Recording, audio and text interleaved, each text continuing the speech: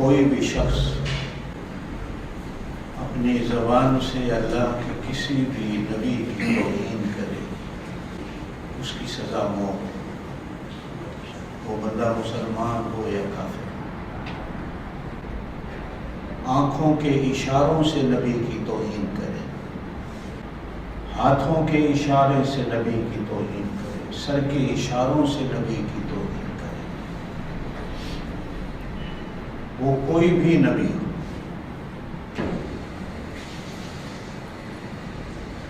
وہ شخص واجب القتل ہوتا،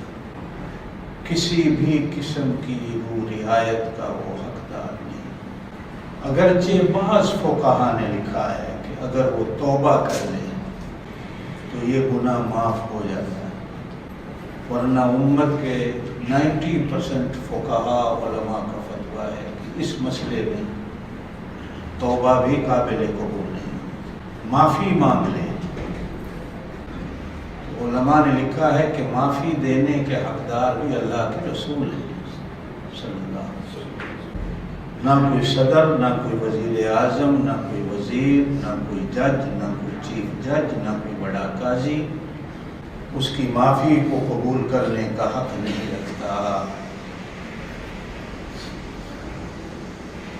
پھر کچھ علماء نے یہ لکھا کہ اگر وہ گرفتاری سے پہلے توبہ کر لے،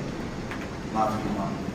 گرفتاری کے بعد تو کسی صورت میں بھی اس کی توبہ اور معافی قابل قبول نہیں۔ اگر گرفتاری سے پہلے وہ معافی مانگ لے یا توبہ کر لے تو اس پر بھی اکثر علماء کا کہنا یہ ہے کہ معافی مانگے گا کس سے؟ معافی دینے کا حق تو اللہ کے رسول ہے۔ اللہ کے رسول صلی اللہ علیہ وسلم نے اپنی زندگی میں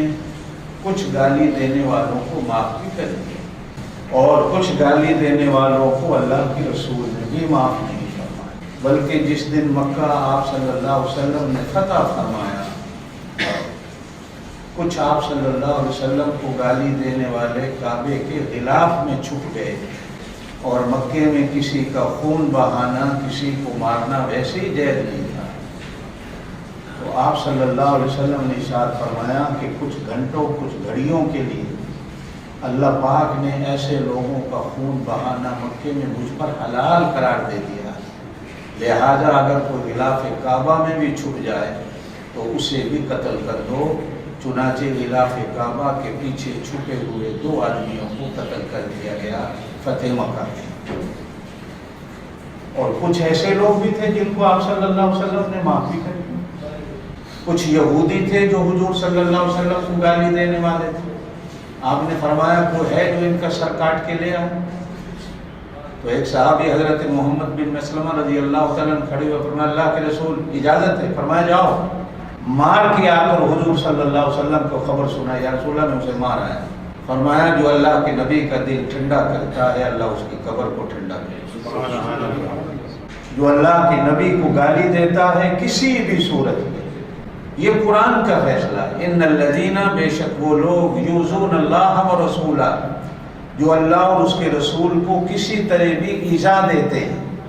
لعنہم اللہ فی الدنیا والآخرہ، دنیا اور آخرت میں ان پر اللہ کی لعنت ہوتی ہے، وأعد لهم عذابا مہینا، ان کے لیے اللہ پاک نے بڑا دردناک آگے کے لیے عذاب تیار کر رکھا ہے۔ پتہ نہیں، حالانکہ آپ جتنے بیٹھے ہیں مجھ سے زیادہ ایمان والے ہیں، مجھ سے زیادہ عمل کرنے والے ہیں، مجھ سے زیادہ آپ نماز تہجد پڑھنے والے، میرے پلے تو کچھ نہیں، سوائے اس امید پہ جی رہا ہوں کہ قیامت والے دن حضور کی شفاعت ہو جائے۔ عمل پلے کوئی نہیں، آمین، کچھ بھی نہیں۔ یہی ہمارے پاس ایک دولت ہے، یہی ہمارے پاس ایک سرمایہ ہے، وہ اللہ کے رسول کی محبت، اور ہر مسلمان کو اسی پہ جینا چاہیے، امید رکھنی چاہیے کہ قیامت کے دن ہمارے پلے تو کچھ نہیں، حضور کی شفاعت سے ہو سکتا ہے اللہ جل شانہ۔ دعا کیا کریں اللہ حضور کی شفاعت نصیب کرے۔